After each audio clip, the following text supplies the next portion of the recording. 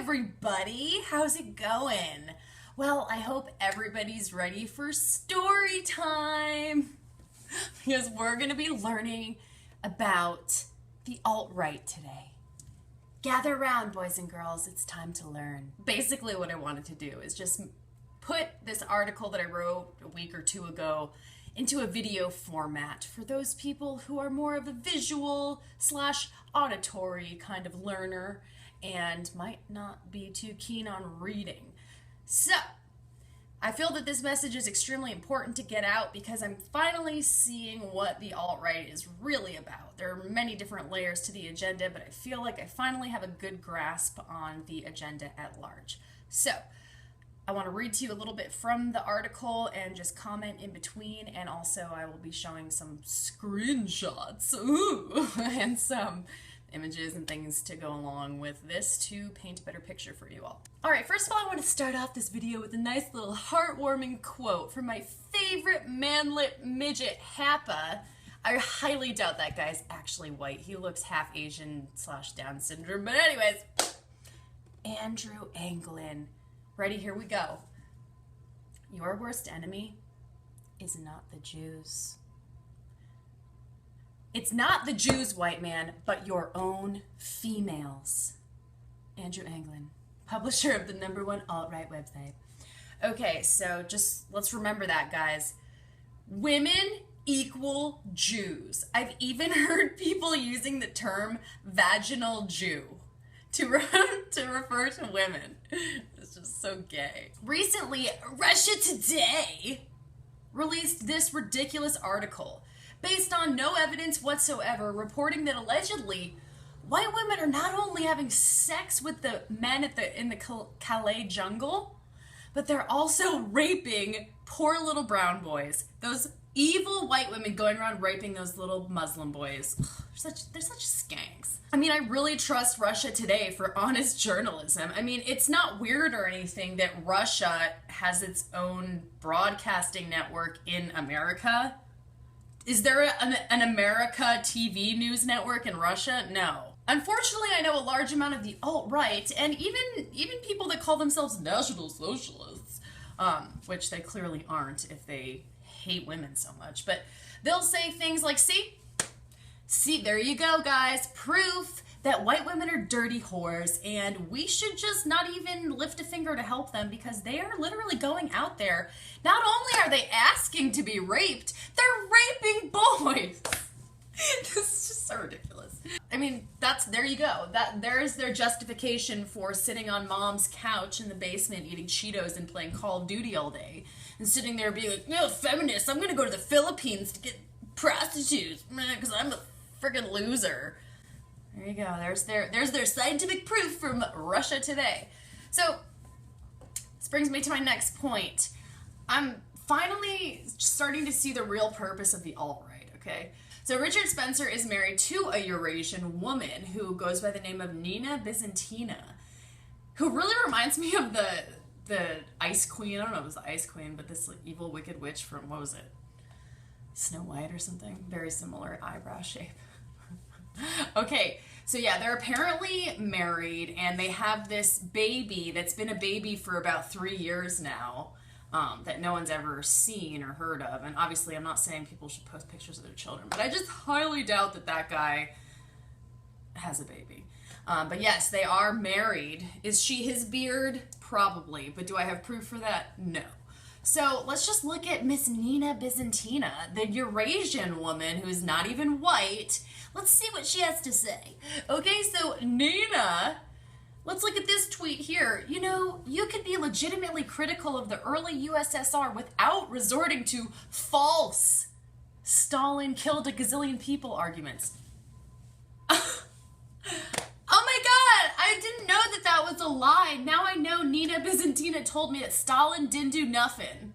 He didn't do anything. Stalin's the best.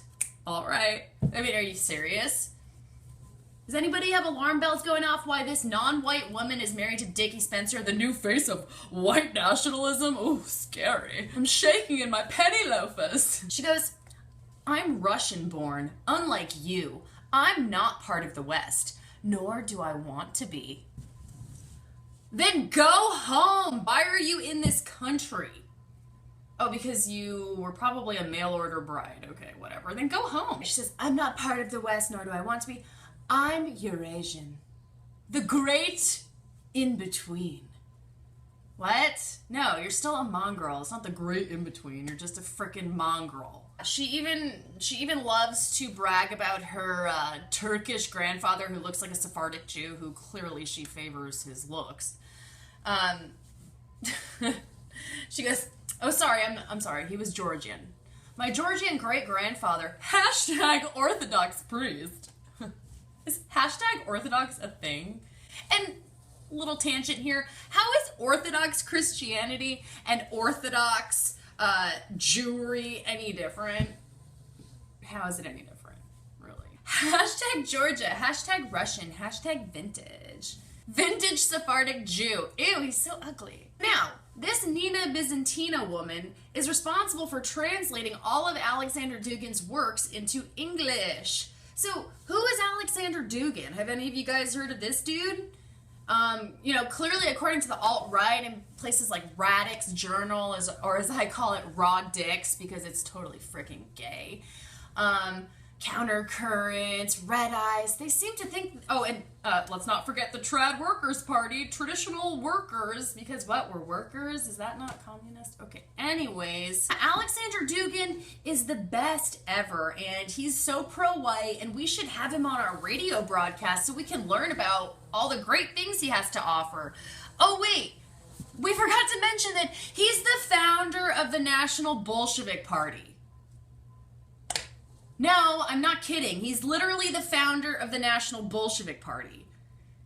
Here he is pictured in front of a frickin' communist hammer and sickle. Oh wait, let's read some of the heartwarming quotes from Alexander Dugin, shall we? Here's Alexander Dugin on Ukrainians. Today's Ukrainians are a race of degenerates that crawled up from sewage. Genocide is in order. It's beautiful. Interesting, too, how the Trad Workers Party uses the chaos symbol. Order out of chaos? That sounds familiar. Let's read another heartwarming quote from Alexander Dugin.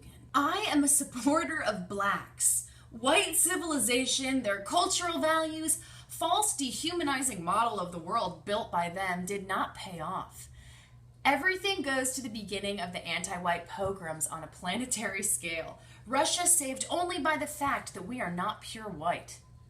Yeah, a lot of you are freaking Jews. Not all. I'm not saying, I don't want this stupid fake fight between Russia and the United States. Like, it's scripted. It's controlled on all sides. But we don't need to be fighting Goy versus Goy. But yes, there are a lot of Russian Jews that are pretending to be white. Russia is saved only by the fact that we are not pure white. Predatory multinational corporations, oppression and suppression of all others, MTV, gays and lesbians. This is the fruit of white civilization. What? Sumner Rothstein, Redstone. Yeah, he's clearly white, totally not a Jew. Dugin. From which it is necessary to get rid of. So we need to get rid of white society, basically, because we created MTV. So I am for reds, yellows, greens, blacks, but not for whites. I am wholeheartedly on the side of the people of Zimbabwe. Tender moments with Alexander Dugin. Beautiful. Oh, here's another gem.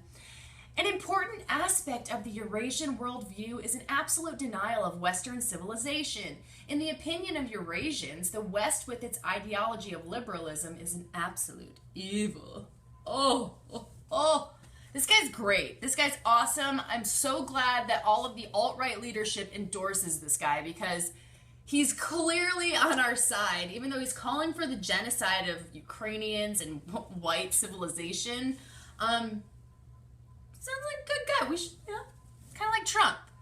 He totally doesn't give a shit about us, but, let's just pretend he does, for the hell of it. Dugin, like I said, has also been a guest on Red Ice.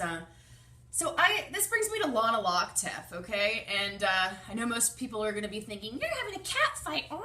No, I'm not. I'm bringing up some things that are very troubling to me because I really question their their allegiance, whose side they're really on. I don't know if they're just opportunists that are strictly thinking business right now, and that's why they're covering for Mossad false flag hoaxes, and Trump being a frickin' kosher candidate. I think maybe they're just opportunists, but then I think it goes a little bit deeper. I think they are agents, personally. I don't have proof. But let's just take a look at the evidence here, okay? So, I've been hearing for a long time on her show, and I used to like her show until, I don't know, I guess I finally clicked the narrative she was pushing. You know, she says a lot of the times that Western women have the best standard of living ever, and that we should not complain, and you know, it's a good thing that feminists aren't breeding because then we'll get rid of their genetics or something. Like feminism is genetic? No, it's a freaking mind virus. And not all of it, honestly. I'm done bashing all feminists because, yeah, the radical notion that women are human, that sounds pretty freaking good in this climate where we're being blamed for everything. But it's anti-white in its nature at this point, and is anti-family. So I'm very against that. But I am for equal rights between the sexes. She goes on and on about feminism, but never really seems to tell you that these PR stunts, like the women giving roses to the invaders in Germany, a lot of these, you know, these signs, right, the will trade rapists for racists, which was photoshopped, yet people, you know, they keep using this as an example over and over and over again. I've even heard Roger Devlin, that weird, creepy dude who doesn't have a wife or children, yet everybody thinks he's like the go-to guy on how to be a good man. He likes to use that as an example that women are asking to be raped, and that I'll do a whole other video on this guy and the sexual utopia that everyone just parrots like mindless idiots. The same goes for the pointless, counterproductive, and illogical argument for repealing the 19th Amendment. So stupid. This once again diverts blame from organized Jewry, convinces people that voting will actually make a difference, and that women are incapable of logical thought. Therefore, they shouldn't even be able to have their own independent vote, because they're just stupid. They're children. Women are just perpetual children. Now, for a woman who claims to be heathen, I find it really weird that she would be wanting a Christian patriarchy. I don't get it. She's constantly saying, since the patriarchy left, everything's gone to shit. We need the patriarchy. What?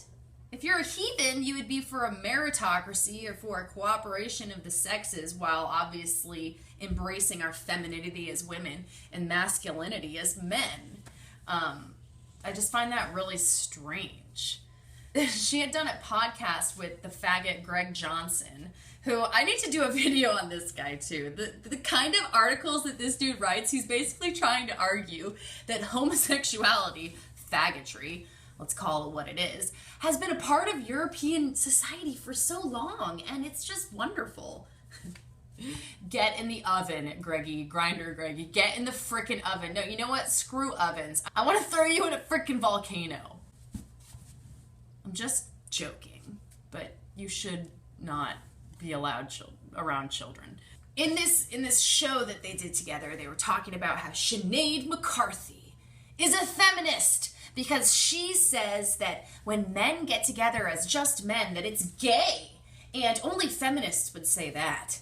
Well, first of all, I'm not saying men getting together as men is gay. If my husband has friends and they're gonna go out and do something as men, I'd be like, peace, bye, have fun. Like, I don't have a problem with that.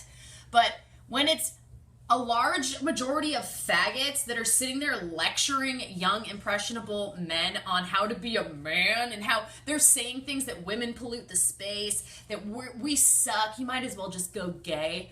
Yeah, that's a little friggin' gay. So I'm gonna state the obvious. But no, if you state the obvious and you're against faggots grooming young men to be faggots, then you're a feminist. So let that sink in. Okay, now let's go to James O'Mara. This is a guy who Grinder Greggy endorses on his site. He's interviewed him. I think James O'Mara even wrote this book, The Homo and the Negro, which I've done a commercial for on this channel. I'll get it back up.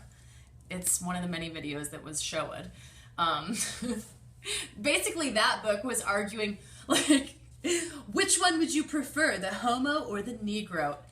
Neither. How about both of you can go away? We're not gonna pick, do I want the Negro or the homo? Neither. I don't want to play that game. So let's take a look at his blog here.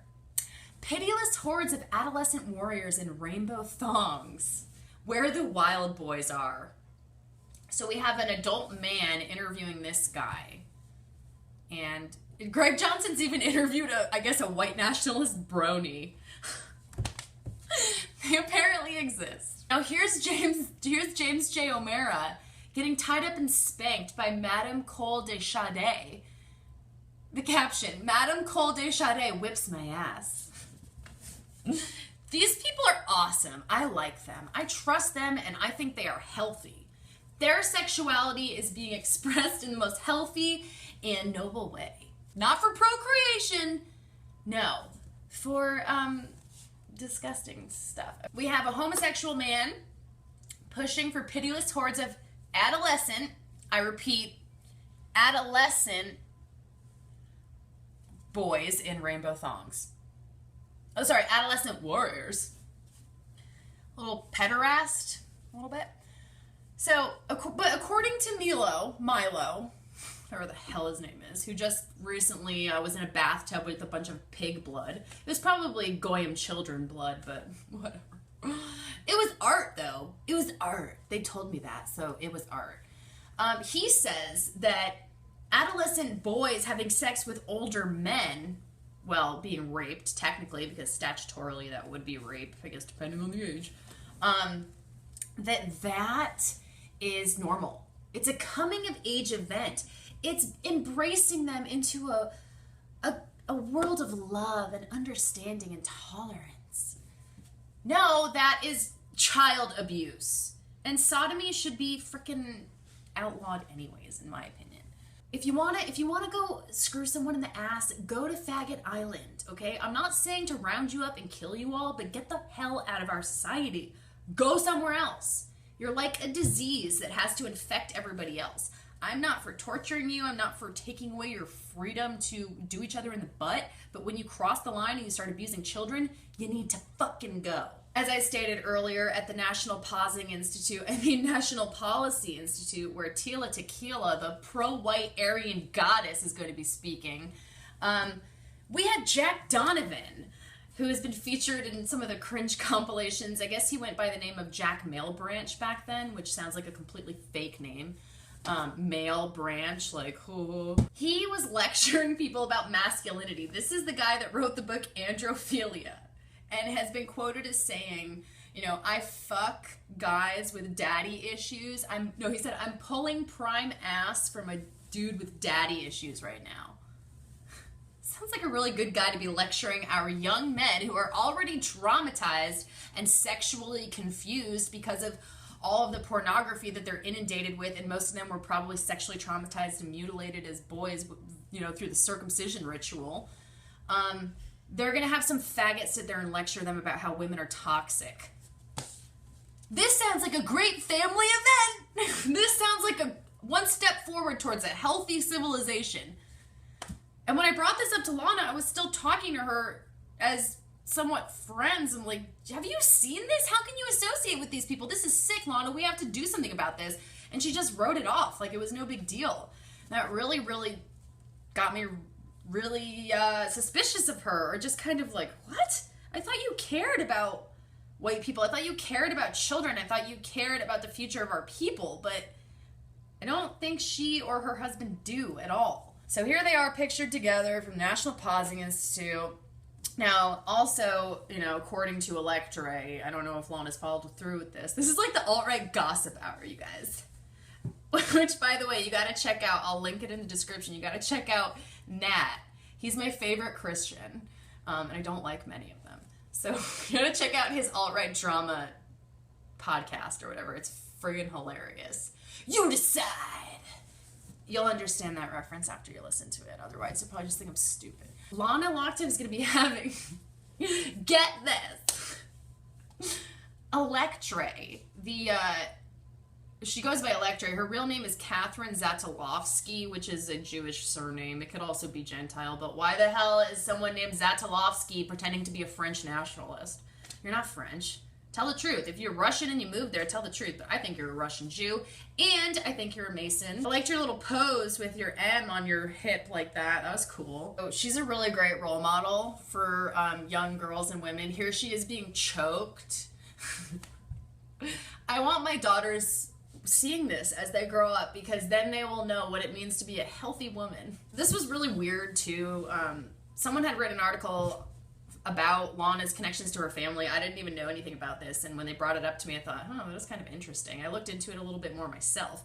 Now, on the public records, she's said to be related to this Michael D. Loktev, who does live in the same area, appears to be related to her father. I don't know if it's her grandfather or uncle, but he was part of this mission, I guess you could say, a Christian mission called Word to Russia. And what they would do is they would distribute Christian literature to people of Russian descent all over the world. I just thought it was really interesting, the My Jerusalem project that they were part of. It says, because of recent immigration, 1/4 of the population of Israel speaks the Russian language. So let's just analyze that sentence. Why? Okay, we know that Israel is a Jewish state. I mean, I don't know. I'm sure there's a small Christian population there. But we know that they're not going to be taking in a bunch of like non-Jewish refugees. So 1/4 speak the Russian language. So that means we have a ton of Russian Jews coming out of Israel, and this project is dedicated to spreading the word of Christ to those people. I don't know, just kind of weird. I also wonder why Miss Loktev, who advocates for patriarchy and is vehemently anti-feminist, would not only not take her husband's last name in marriage as a real traditionalist, because apparently you're a feminist if you don't take your husband's last name, and where are her children? You know, you don't have any. She doesn't have any. I hear that she's been pregnant for about 2 years, but okay, so I think that's kind of hypocritical, right? She was on that show with Ayla, Wife with a Purpose. Oh my gosh, that's one sick woman. Talking about how women who don't have children should have no say in society. Well, why don't you start taking your own advice and get rid of your clothing line, get rid of your podcast, get rid of saying anything because you don't have any children. And I think that's stupid. I think women that don't have children should have every right to say what they feel or have a say in society, just as men without children have every right to have a say in society. Okay, so also one of the major things that I think is really hypocritical is that she talks about feminism and, oh, the patriarchy is so great, but then she actually used her Western woman privilege, if you want to call it that, because it is pretty much a privilege at this state. There aren't many places that allow women to have these amount of rights, even though there's other things that really suck about being in the West. So she sued for sexual harassment back in the day, apparently. Someone sent this to me. I don't even know how to look for this stuff, but whoever researched this really was able to find a lot. And I guess, so she sued, among Loktev's prayer for relief, she asked for non-economic damages of $300,000 and punitive damages in the amount of $1 million. It appears to have been settled out of court. So, you rail about feminists all day, but you sued someone for $1 million for sexual harassment. What, did they smack your ass? I mean, that's not okay. But wouldn't that be a feminist thing to then go and persecute that person for sexually harassing you? I mean, it wasn't rape. So what is sexual harassment? They groped you, they said an inappropriate comment. That's happened to probably every woman alive today, but I don't think we've gone and sued for it. So, okay. But we're still feminists over here, us evil feminists. I've also noticed with the Alt Right, they don't really say white genocide anymore, it's white replacement. Call it what it is. Alright, now let's get to Fat Horny. I mean, Matt Forney. Which is another fake name in my opinion. Fornication. Come on, you fat idiot. Okay, so they love them some Fat Horny. He is their correspondent. He's doing interviews over here, doing interviews over there, being cool with his bald head, with his boobs. His boobs are bigger than mine, though, so I'm a little bit jealous. A little bit jealous of you, fat horny. He likes to encourage white men to engage in sex tourism in the Philippines. If you're bald, fat, autistic, and have no social skills, you too can bang 3 Filipina women in one day. Just read his book. Learn how to pick up Filipinas. Can you seriously imagine if I was writing books about how to pick up black dudes in Africa? Do you think any pro-white people would take me seriously, or I'd be invited on any kind of, well, no one really invites me on any network anyways, but do you think people would be like, yeah, you should have him on, Red Ice, that guy's cool. He's encouraging white men to go and fuck whores. Non-white whores, too. That's good. I mean, it's such a joke. This is such a joke. The alt-right is nothing but meninism. And the modern feminism sucks too. So I'm not saying that you should have to pick one side. It's the same thing. It's another dialectic. The left is the mutation of the feminine, the sick, disgusting version of the feminine, and the right is the male, disgusting version of the masculine. It's like 2 corrupt mutations of each other fighting each other. Ugh, sucks. I love how they, also Red Ice came out lately, saying, we are going to expose Milo Yiannopoulos for being an infiltrator. What? You guys are a big tent. You don't have any bouncers, as she states here, so how can you be infiltrated when you're led by Jews? A freaking Jew coined the term alt-right in 2008. And now you have a neocon, Israel-loving faggot, Dickie Spencer, who is the face of the white nationalism. What a joke. I keep hearing, where are all the women? Why don't white women want to be white nationalists? Because they want nothing to do with you. When you're blaming everything on them and when you are playing the victim, no woman wants to be around that. It's a sign of weakness. Now here, one of Lana's most recent guests, a waifu, a literal waifu, who is married to what looks like a white guy. I don't know. He could be a Jew. He's extremely ugly. Rachel Dahl. So they have a Hapa baby, a half Asian little baby, a little Hmong girl. And here's a lovely tweet from her. More husbands should rape their wives. It's a lot better than adultery and hiding behind pornography. Married couples should expect sex. Wait, a married couple, if they're not having sex, that's an issue, but no one should rape the other person. That's a little bit freaking weird. Apparently it's really, really hard being a race traitor, and she tweets about it quite often because, poor her, okay? Look at this. White family and friends say my baby's beautiful and has blue eyes. When I say it, I'm somehow white supremacist and a self-hating Asian. Now, stop trying to be special. You're not, okay? You're not white. Your daughter's not white. You'll never be white. And you betrayed your people. Good job. So some of us remember how Lana reacted when we brought up the whole thing with Roosh, that she was just so oblivious to that he's not disrespectful towards white women. He's not a piece of shit that brags about raping unconscious white women. No.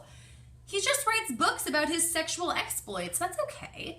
He's not white and he race mixes, but whatever. She called my friend creepy for showing her pictures of, Roosh's books where he's bragging about taking advantage of white women because they're, intoxicated. And that really sent pretty much everybody that has any critical thinking skills left over the edge to think that not only are these people they're not naive, I think they're actively working against us at this point, and I'm really disgusted. I'm disgusted by the shit that they're pushing. I thought they were on our side. I thought a lot of these people were on our side, but honestly at this point I think probably about 85% of this pro-white is completely led by the opposition. And I know you guys, a lot of you people think I'm a Jewess, so whatever. So I guess that proves my point too, right? I'm the opposition too.